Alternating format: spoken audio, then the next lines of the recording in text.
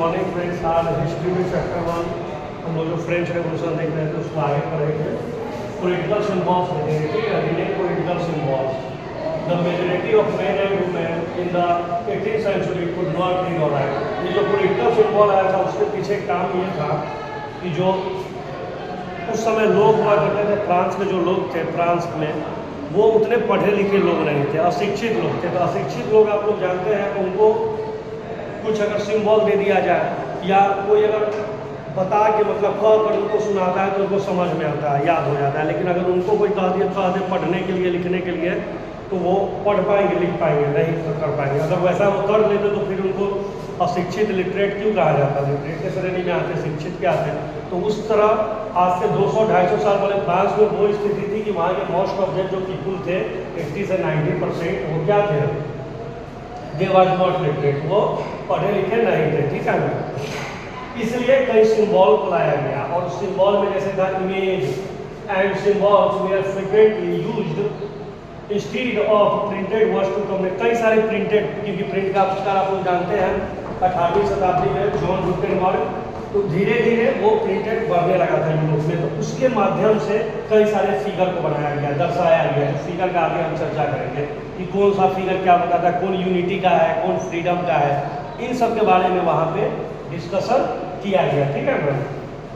मतलब चर्चा एक संगठन के थ्रू ये चर्चा किया गया कि क्या फिगर बनाया जाएगा ताकि पूरे फ्रांस के लोग उसे इजीली कैप्चर कर सके और समझ सके इसका अर्थ क्या हो रहा है, ठीक है ना। दूसरा तरफ है द ब्रोकेन चेन। जैसे देखिए द ब्रोकेन चेन, आप लोग किताब में भी देखिएगा, जो टूटा हुआ चेन है वो किस चीज़ का प्रतीक था? बिलोंगिंग की। मतलब अब फ्रांस के मोस्ट ऑफ देम जितने पीपुल है, आबादी है, वो क्या है? फ्री है, स्वतंत्र है, ठीक है ना। वो क्या है? स्वतंत्र है। अब उनके ऊपर ज़्यादा बर्डन नहीं है। दूसरा है द बंडल ऑफ रोड्स। ये समझते हैं ना, एकता में बल होता है। बंडल ऑफ रोड्स का एकता में बल होता है। कई गठजोड़, आप 1 घंटा को पास में रखिए, उसको तोड़िएगा तुरंत टूट जाएगा। 10 घंटा को रखिए, वो मुश्किल से टूटता है। बंडल ऑफ रोड्स, वहाँ में लोगों में यूनिटी है, ठीक है ना। 1 रोड्स इजली ब्रोकन, वहीं से लिखा होगा, but not an entire bundle strength. एकता में बल, आप लोग बचपन में कहानी भी पढ़े हुए, सिंपल चीज़ है। तो ये सब सिंबल आया जा रहा था, ठीक है। The I with in a triangle radiated light. एक आई है जो कि एक ट्रायंगल की तरह है। ये क्या है? नॉलेज का है।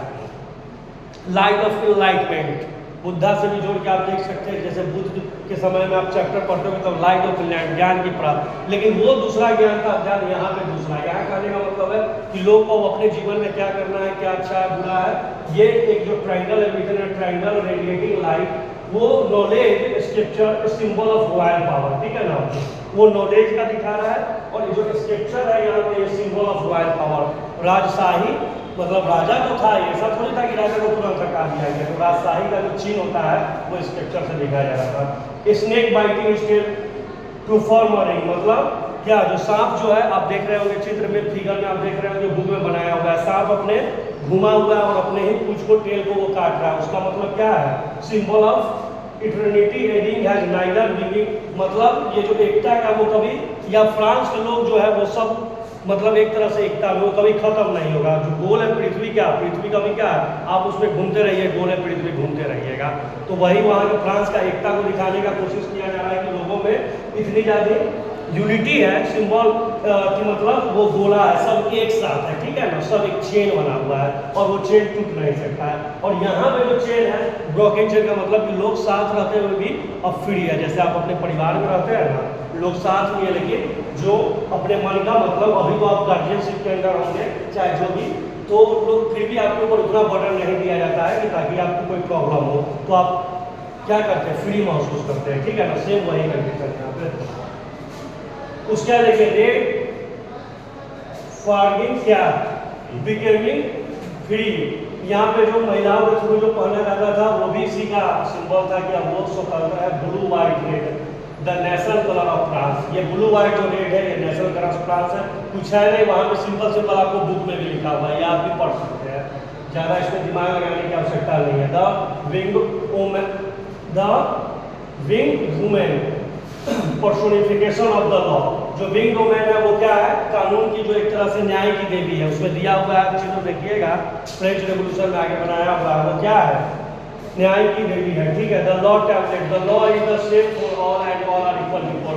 अभी जो हमारा भी संविधान में है कि सब एक समान है, इक्वालिटी, लिबर्टी, सब एक चीज़ है, वो क्या है, वो कहाँ से लिया गया था? यही फ्रांस क्रांति से लिया गया था। The law is the same, आज भी हमारे जो प्रियम्बल में हुआ यही से लिया गया था। देखिए यहाँ पे भी आर इक्वल बिफोर इट, सभी कानून के समक्ष सब क्या है, समान है, कोई कानून से आगे और पीछे नहीं है, सभी पर लोग समान है, ठीक है ना।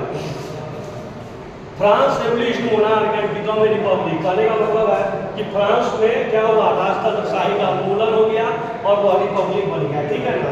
तो हम एक दिन और आप लोगों को वीडियो में बताए थे कि लोकतंत्र गणतंत्र क्या होता है, रिपब्लिक डेमोक्रेसी, और राजतंत्र गणतंत्र क्या होता है। राजतंत्र में जहाँ प्रथम व्यक्ति राजा हो, लोकतंत्र में देश का प्रथम व्यक्ति चुन के जाता हो। तो अब फ्रांस क्या हो गया, उसने मोनार्क का उन्मूलन किया और अब वो क्या हो गया, अब एक तरफ से वो रास्ता लोकतंत्र की तरफ उसकी प्रक्रिया शुरू हो गई। और तो Louis 16 has signed the, Louis 16 ने कॉन्स्टिट्यूशन में साइन किया, लेकिन अभी भी वो राजा था, तो इसलिए मोनार्की रिपब्लिक मतलब राजतंत्रशाही लोकतंत्र चला था, उसने साइन किया। फिर he enter into secret negotiation with the king of, लेकिन उसको मन नहीं था साइन करने का। लोग जो थर्ड स्टेट के लोग विरोध कर रहे थे, तो उसके पन्ने पे, उसके मतलब पेज पर साइन करने का मन नहीं था, जो उन्होंने समझौता किया था, ताकि वो जान रहे थे अगर हम साइन कर देंगे तो लुई 16 को भली भांति पता था कि वो एक तरह से क्या होगा, अंकुश में बढ़ जाएंगे। जबकि लुई 16 तो निरंकुश राजा था, एब्सोल्यूट मोनार्क, वो कभी किसी काम में बोझ ही नहीं लेना चाहता था, ठीक है। Rules of other neighbouring country plans to send troops to, अब सभी राजा थे आसपास में, सभी देश में राजा थे, वो लोग आपस में प्लान कर रहे थे कि किसी भी लोगों के जो थर्ड क्लास के लोग हैं उनके विद्रोह को कुछ राजा है।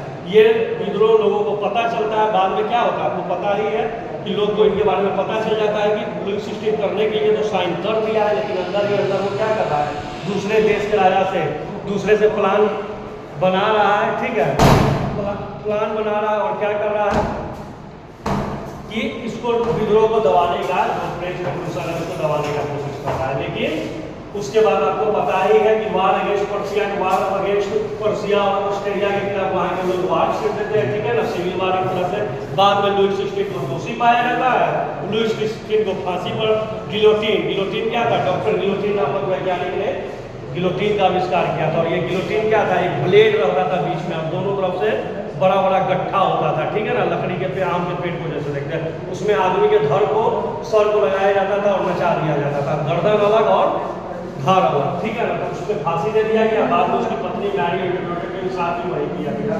Thousand of volunteer join army, कई सारे वॉलंटियर जो प्री युद्ध छिड़ गया तो उसने ज्वाइन किया आर्मी को। यहाँ पर ये बता दिए the revolutionary was about to cross and economic time, revolution से क्या हुआ, ये रिवोल्यूशन पूरे फ्रांस ने, पूरे यूरोप की आने वाले सिनेरियो को, पटकथा को ही चेंज कर दिया।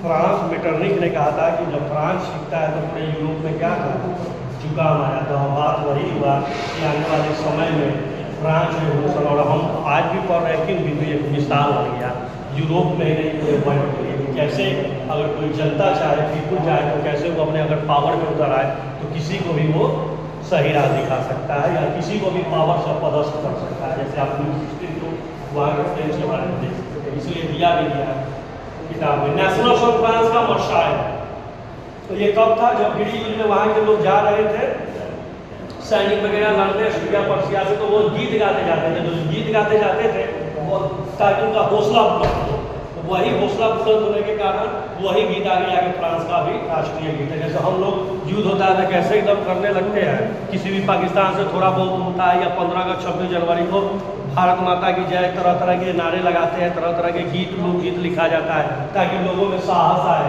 भावना बढ़े, जन सौलाभ की भावना का, वही चीज था, ठीक है। Looking inter their family, women क्या थी, वुमेन का अभी भी घर से बाहर थोड़ा मना था, लेकिन वो अपने फैमिली को देख रही थी, घर में ही अभी भी सक्रिय थी वुमेन, घर से बाहर अभी उतना सक्रिय नहीं थे। वुमेन याद रखिएगा, घर से बाहर सक्रिय होती है फर्स्ट वर्ल्ड वार के समय, उससे पहले वीमेन की स्थिति अच्छी नहीं थी, वो घर में ही काम कर या दूसरे घर में काम करती थी। Large section of population convinced that the reverse had to be carried further as the constitution of 1889 gave political right added to the richer section of society।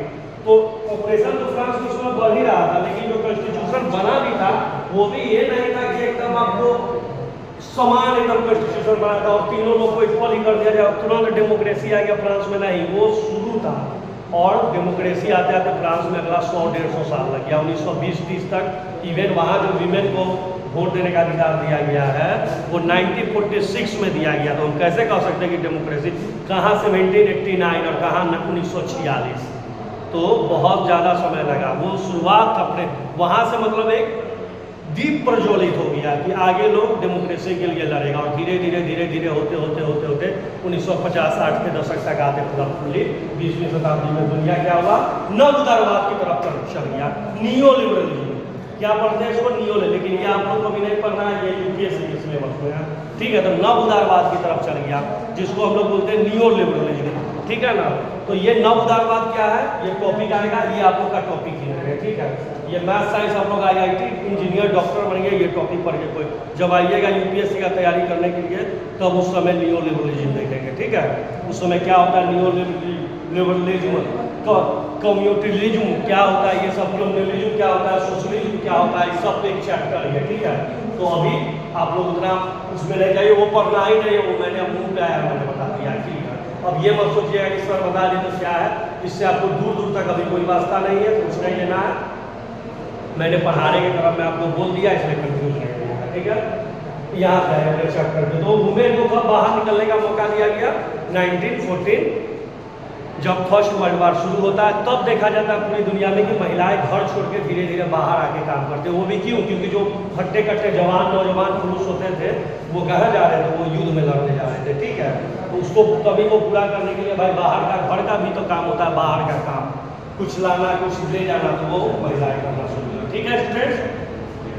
यहाँ तक उम्मीद है कि आपको मैंने बहुत तेज पढ़ाया है, फास्ट में बोला है मैंने, आप बहुत से सुनिएगा, अच्छे से समझिएगा, ठीक है। अगर ना समझ उसको पॉज कर करके और यूट्यूब पे तो सारा चीज़ अवेलेबल ही है, उसको आप स्लो में भी कर सकते हैं, तेजी में भी कर सकते हैं, तो आप अपना करके, मैंने खुद में बोल रहा हूँ मसूद की मैंने तेजी में बोला है, ठीक है ना। तो आप एकदम कॉन्शस होकर देखिएगा, आप स्लो पूरा कर लीजिएगा स्पीड, उसमें कोई प्रॉब्लम नहीं है, हम लोग भी पढ़ते तो कर लेंगे, ठीक है।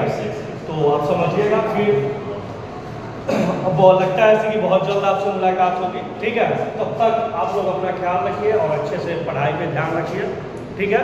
जो प्रॉब्लम होगा कमेंट होगा उस कमेंट को कीजिए, हम अनिल सर ये सब मिल के आपका प्रॉब्लम कमेंट के माध्यम से जो प्रॉब्लम है दूर करेंगे और क्लास में भी करेंगे, ठीक है। तो उसके लिए निश्चिंत रहिए, ठीक है स्टूडेंट्स, थैंक यू।